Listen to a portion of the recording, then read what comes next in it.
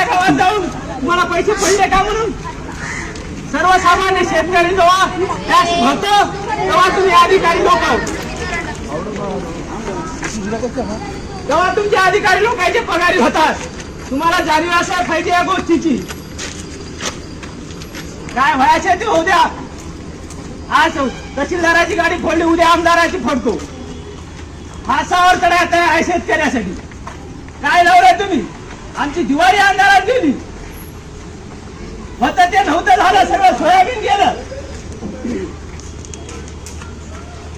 आणि मस्त मजेशीर बसून तुम्ही खुर्च्यावर येऊन मस्त पगारी काढता शेतकऱ्याचे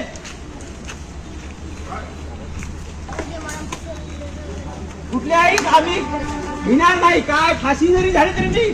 भगतसिंगासारखी तयार आहे ते फाशी घ्यायला. रोकठोक महाराष्ट्राला सबस्क्राईब करा आणि बेल आयकॉनवर क्लिक करायला विसरू नका.